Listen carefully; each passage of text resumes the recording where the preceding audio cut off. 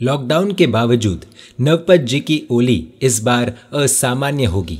इस नवपत जी की ओली के दिनों में जैन मीडिया पर कुछ स्पेशल होने वाला है। लाखों जैन चैत्र और आसोज के महीने में नवपत जी की ओली की आराधना करते हैं। इस नवपत जी ओली के बारे में आज कुछ महत्वपूर्ण बात करेंगे।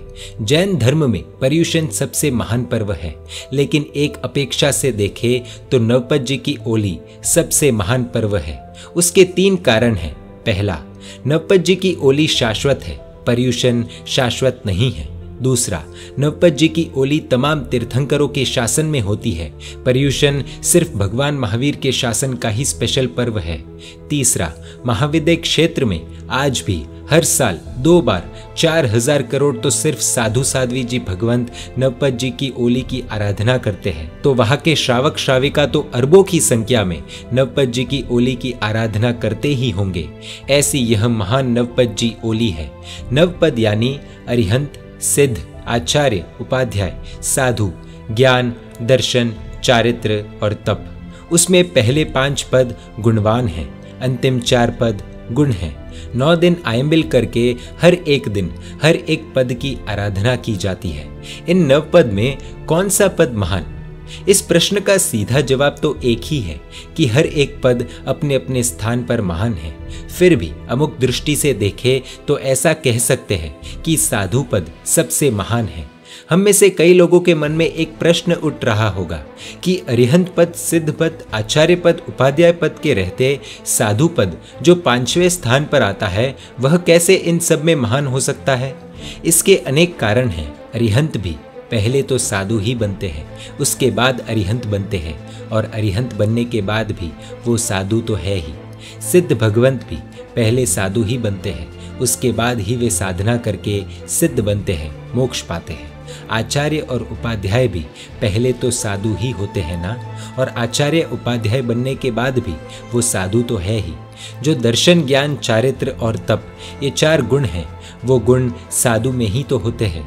साधु के बिना इन गुणों का कोई आधार नहीं है। साधु है तो यह गुण है। इन सब कारणों से कह सकते हैं कि साधु पद सबसे बेस्ट पद है। साधु के जो 4 गुण बतलाए हैं, उसका ही यदि विस्तार करें तो वो कुल 10 गुण बन जाते हैं। वो गुणों के नाम हैं क्षमा, नम्रता, सरलता वगैरह। इस नवपत जी की ओली में हम हर एक दिन साधु के एक एक गुण को गहराई से जानेंगे। यह जानकर साधुओं के प्रति हमारा बहुमान भाव आसमान को छू लेगा।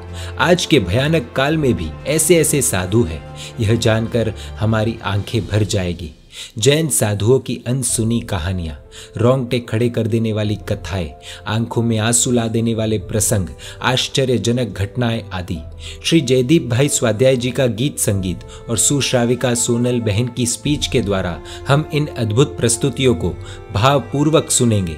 सभी आराधकों की ओली जी की आराधना हर वर्ष की तरह इस वर्ष भी भावों से हरी भरी बनकर ही रहेगी।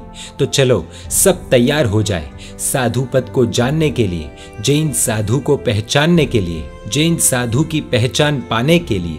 नवपत जी ओली के 9 दिन प्लस पारने के दिन कुल मिलाकर 10 स्पेशल प्रस्तुतियां आप कल्याण मित्रों के साथ शेयर करेंगे।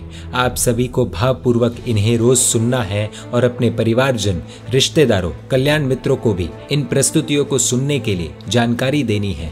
यह तो सिर्फ झांकी ही होगी। यदि आपको ये सब सुनकर और ज्यादा जानने की इच्छा हो तो कमेंट द्वारा जरूर बताइएगा।